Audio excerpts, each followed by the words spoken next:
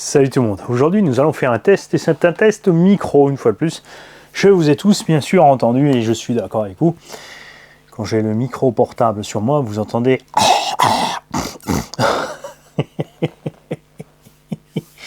Je me suis donc une fois de plus tourné vers les spécialistes de chez Rode. J'ai pris du coup un autre micro parce que celui qu'on avait de chez RCRI qui est super, mais avec la batterie en plus à bord, le machin, le bidule, c'est un peu chiant. Et l'autre générique que j'avais à mettre sur ce support Rode, niveau son, c'était étrange, clairement. Moi aussi dit attention, bourricot, tourne le micro vers le bas. J'ai aussi une fixation correcte, même pour mettre sur un t-shirt. Ils ont enfin compris. Bien évidemment, le choix de l'aimant n'est pas le plus judicieux parce que ça peut perturber le micro. Et pour ce petit test son, nous allons parler de tout ce que j'ai préparé pour aller sur la piste. Alors, pour aller sur la piste, j'ai donc préparé l'Arlo. J'avais toujours pas roulé, tour rapide dans la rue. Alors, en 2S, les perfs, ouais, sur circuit indice, ça sera bien, mais c'est pas génial. Mais c'est fait pour. Enfin, comme dit, j'ai pris la version avec le châssis alu et vario 80 A et moteur 4300 kV, pas l'extrême truc machin bidule speedrun, parce que c'est pas mon trip et que je veux que la personne qui puisse gagner l'engin puisse s'en servir correctement et simplement sur un circuit, que ce soit tout simplement comme d'hab, polyvalent en 3S, bien sûr les performances sont plus grandes. On a fait un test rapide avec les roues d'origine, ça se passe bien en 2S. 3S à mon avis ils vont pas aimer. Et l'engin est très très délicat sur la direction, part tout seul à gauche, à droite. J'ai donc mis de l'angle d'ouverture à l'avant parce qu'il était parfaitement neutre et ça c'est jamais bon sur une pistarde. Et on a diminué le dual rate à 30%, par défaut il est à 75, j'ai diminué à 30. Donc nous verrons ça sur le circuit en 2S bien sûr avec la radio, l'hypo d'origine. Et en 3S on utilisera aussi les pneus Larlo prévu à cet effet pour les speedrun avec les magnifiques jantes alu qu'on va essayer de ne pas abîmer bien sûr. Alors que c'est beau, après c'est lourd à trimballer, beaucoup de masse en rotation, donc les freinages ça va être chaud. Après eux c'est prévu pour le speedrun, pas forcément pour rouler, donc on verra l'efficacité de ce matériel. On a préparé la banana avec pour l'instant les rides non toilés, c'est-à-dire que cela ballonne. On va faire bien sûr un test en 2S. 2S ça va, ça prend un petit peu, mais c'est pas mal. Et de toute façon en 3S on mettra donc soit les pneus Larlo, soit les pneus bien sûr qui sont sur la FT1S que nous allons emmener aussi avec nous, avec le turbo timing à fond, les manettes. Je sais pas si on va ici en 2 ou ça va tout de suite partir en 3S.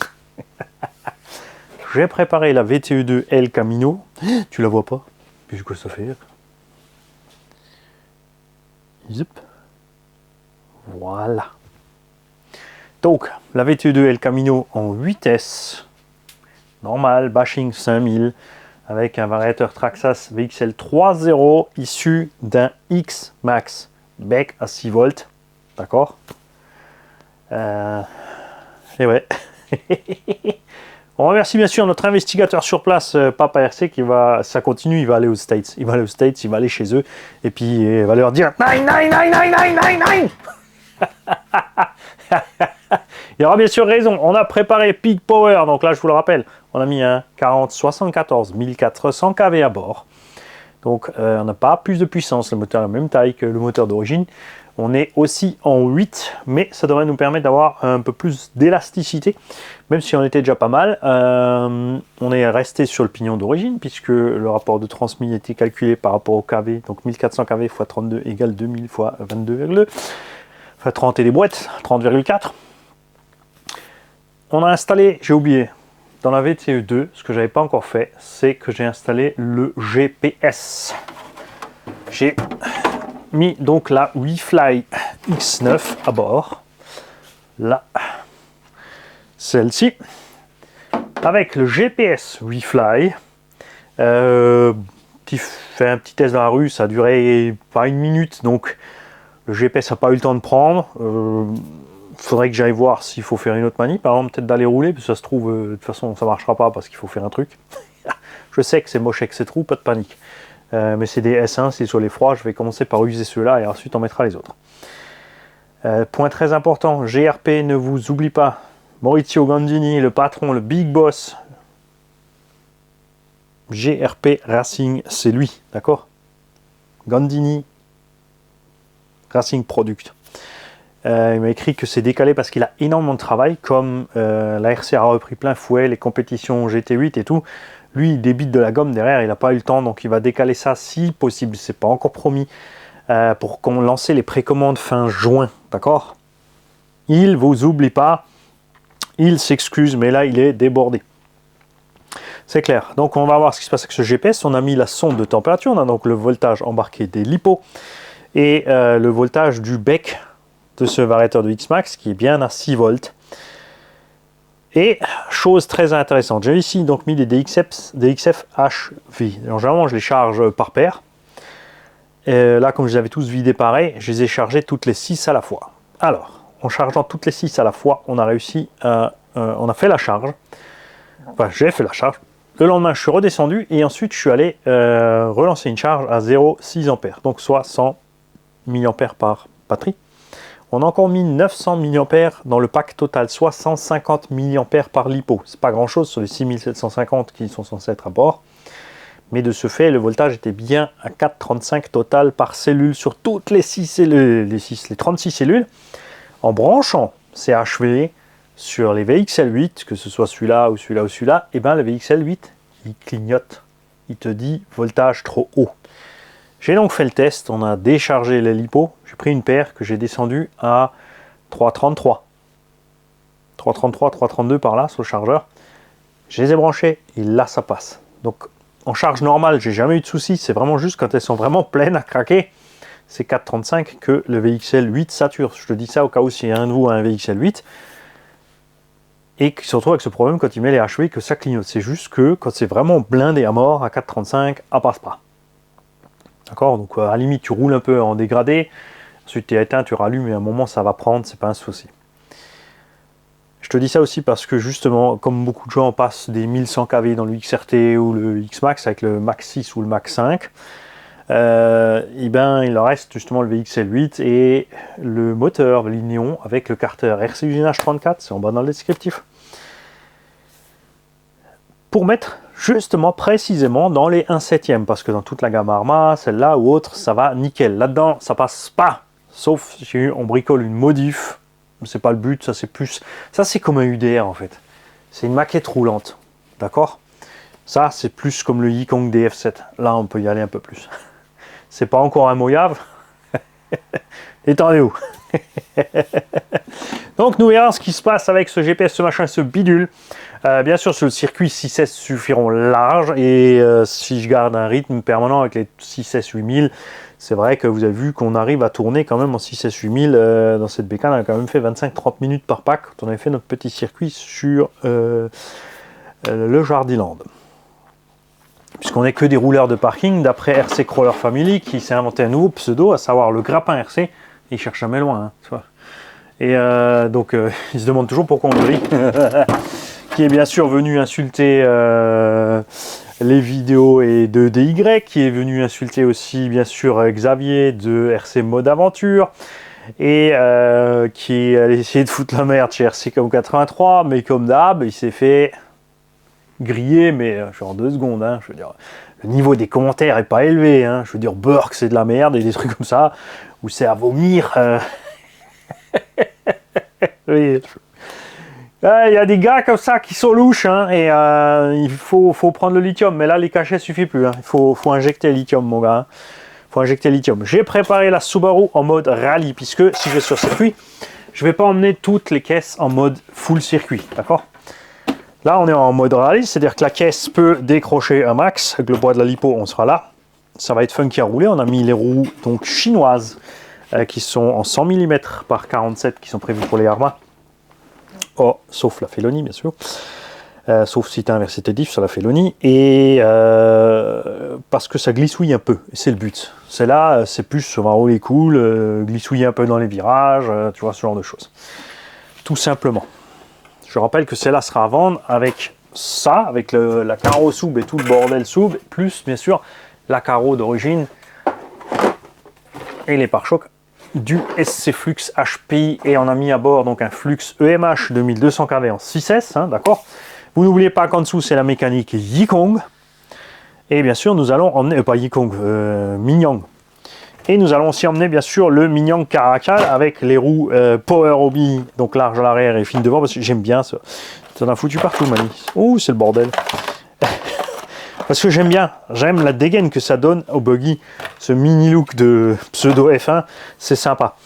On a mis le 2200 kV avec le pignon de 16. On va rouler, je sais pas si je vais rouler 4S, je vais peut-être tester en 4, mais les roues sont plus petites. Donc en 4S, ça sera peut-être un poil lent, vous l'avez vu sur le circuit. L'autre fois avec le 2000 kV, avec les roues pistes en 4S sur le bitume, c'était un peu juste. Là on a le 2002. Bon, peut-être que ça suffira sur le circuit, tu me diras. Ouais. Mais en 6S, je pense que ça peut être beaucoup plus rigolo que ça.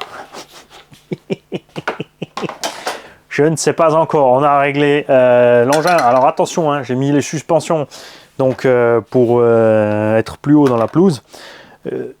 Quand je prends un TT et que je le passe piste, j'aime pas aller m'amuser à changer les réglages, les trucs, les bidules, hein, d'accord. À la limite, je couche vite peut-être plus les amortos, mais j'aime bien laisser comme ils sont, avec des pneus qui n'ont pas trop de grippe. Évidemment, si on met des pneus de GT là-dessus, on va avoir tellement de grippe que l'engin va se casser la frimousse, ça c'est certain. On va emmener le Black Panther, qui a aussi reçu donc sa suspension modifiée pour l'herbe, et on a mis les SRC Off-Road Crusher, qui seront donc super sur le terrain, ça on le sait déjà. Ce qu'on va voir avec cette bécane, pourquoi j'emmène les truggies sur le circuit, c'est qu'une fois que tu as mis des pneus circuit, et ben c'est là que tu t'aperçois de l'efficacité ou la désefficacité de la direction, tout simplement. Hein, il y a des caisses qui ont une direction, ça va pas du tout. Si tu prends la gamme Arma ou Coralie, tu vas sur le circuit, ça va tout droit. Et on a vu par contre que le Oba OVS2, que le Caracal, ça se passait bien. Maintenant, on va voir ce qui va se passer avec ce bébé-là. Le Sledge s'en est sorti aussi pas mal, mine de rien. Par contre, le Sledge, lui, pouvait emmener les gros Jetco Supersonic 500 grammes pièce, ce qui ne sera pas le cas de cette méca, d'accord. Dans l'idéal, j'aurais même préféré mettre les roues, les copies de HPI Flatline, mais ça fait peut-être un poil petit. Bon, donc on verra ça. Je dois encore préparer la VT. De RC Garage 57, Charles RC Garage 57. Vous avez tous bien sûr le bonjour de Manu Wattman de RC Garage 57 qui donc est en stage de reconditionnement tout simplement, et qui n'est donc pas disponible, et c'est pour ça que c'est Charles RC Garage 57 qui prend la relève. Donc si vous avez des véhicules à réviser, des préparations à faire, vous contactez Charles RC Garage 57, puisque Manu ne peut pas en ce moment. Comme dit, vous n'oubliez pas Jonathan Girard, le Gadjo, hein, il est disponible aussi. Tous les autres qui sont en bas dans les listes pour les garages, les révisions, chacun ses spécialités, ses trucs. C'est à vous de voir avec chacun comment vous voulez faire pour la rémunération, bien sûr. Ne soyez pas radin, la plupart de ces gars vont vous dire tu donnes ce que tu as envie, donc c'est pas la peine de laisser 5 ou 10 balles sur une révision complète où tu sais que le mec il a mis une demi-journée. Les mecs, hein. Donc certains d'entre vous aussi à cause de ça préfèrent avoir un tarif clair pour pas passer pour des radins, je comprends aussi. Mais moi je suis pas non plus fan de laisser des tarifs, ça dépend vraiment du boulot, du véhicule, du feeling avec les gars. Ben ouais, ça marche à ta gueule, évidemment que ça marche avec ta gueule. C'est clair, si ça passe bien, on se marre bien, c'est toujours moins cher que si tu arrives et qu'il t'écasse bonbon. C'est quoi ça, Charles? Qu'est-ce que tu m'avais mis là-dessus? Ben Charles, je crois qu'il a même pas roulé avec cette voiture en fait. Hein. Déjà la suspension derrière, ouf, oh la vache, il va falloir bosser la suspension derrière, ça va pas du tout. Devant, on est bien crème. Derrière, c'est le Mimi Serrara, c'est la mémerde. Beaucoup d'entre vous ont ces engins et aimeraient les monter un peu, surtout les GTB, GTS sont plus basses déjà d'origine que les Oba VT. Pensez à passer les suspensions sur les trous intérieurs, Si besoin, vous pouvez faire un trou de plus dans la tourelle pour décaler l'amorto plus bas, ce qui fait que votre véhicule va remonter. Utilisez des chapes plus longues. Ça aide bien sûr aussi. Alors lui, on va ouvrir le diff avant. Le central, ça a l'air bien. Ouais, le central a l'air bien. Je sais pas encore. Comme dit, je vais faire des réglages autres, puisque là-dedans on a une spool, donc on est raide au milieu, on a de l'huile dure devant et de la souple à l'arrière. Celle-là, de toute façon, elle est en mode full rallye. Donc celle-là, peut-être je vais tester ce qu'a fait Claude, parce que je suis tout à fait d'accord avec le principe de mettre de l'huile plus dure devant qu'au centre. Hop. Ça évite que l'engin à l'axle, si tu as de l'huile pas trop dure, pousse du tulle. Tu vas glisser de l'avant et ça va bien tracter et ça marche à merveille avec celle-là. Donc tu vas pas le faire là puisque tu l'as déjà là. Plus souple que ça, on a fait aussi dans la RR21 par exemple. Ça allait, mais on était vraiment limite bouffer un peu trop de pneus avant. Donc du coup, t'es pas plus loin, Mani, en fait. C'est ça. En fait, je suis pas encore plus loin. Moi, je vais faire ça maintenant, en musique, sans vous, parce que je vais avancer beaucoup plus vite. On va installer les cales carbone aussi dedans. Et l'électronique. Je n'ai pas encore choisi quelle électronique je vais mettre à bord, puisque j'ai mis finalement le 2200 dans le Caracal, que nous avons le combo à capteur 1700 dans le Black Panther. Et bon, j'ai le choix, j'ai encore un Max 8 avec un 2000 ou un 1006 ou ce que je veux, ou est-ce qu'on va effectivement mettre celui-là là-dedans? Que je t'en dis? 6S, mode turbo et tout ce qu'il faut. La totale.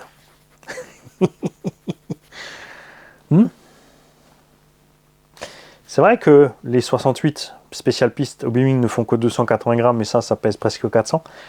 Mais il faut se dire qu'à l'intérieur, il n'y a plus rien. Il y a un tout petit rotor, un tout petit stator, que tout est basé sur le timing de fou pour arriver à une Vmax suffisante en bout de ligne droite. Et que c'est bien ventilé, ça chauffe moins, mais que voilà. Un cheval de plus, c'est un cheval de plus. Il n'y a pas photo, je préfère ça. Donc ouais, on va peut-être partir par là. Que je t'en dis. En même temps, c'était pour faire aussi une petite préparation pour vous. Derrière, après, pour que ce soit dispo, cool. Si je mets, c'est comme là, hein. Là j'ai mis le combo Castel dedans hors de prix avec le capteur. Là c'est pareil. C'est pas forcément pratique pour vous. Parce qu'on va pas rester sur le Max 8 avec le 2000. De l'autre côté, tu n'as nouveau rien pour exploiter ce combo, Mani. Parce que là, tu as mis le 1007 pour pas y aller trop méchant. À voir, à voir. Je ne sais pas. C'est comme ça des fois, tu vois. Il se passe une demi-heure, une heure jusqu'à ce que je sache quoi faire. Certains aussi m'ont dit, de temps en temps, certaines personnes me disent hey, il faut que tu coupes les chargeurs pendant que tu fais les vidéos. Les mecs, non, hors de question. Parce que si je dois faire quelque chose qui me permette de gagner du temps pour aller rouler plus vite, au lieu de couper les chargeurs, je vais ne pas faire les vidéos. Parce que du coup, là, je gagne du temps. Tu vois ce que je veux dire? Parce que ça, j'en ai besoin. Et non, j'ai pas envie de mettre dans une autre pièce. Et ça m'est égal. C'est la vraie vie ici. Bien sûr, c'est pour rire. L'abonné aussi qui l'a signalé. Hein, il sait très bien qu'il se doutait bien que ça allait finir en taquinerie, cette histoire. Salut tout le monde.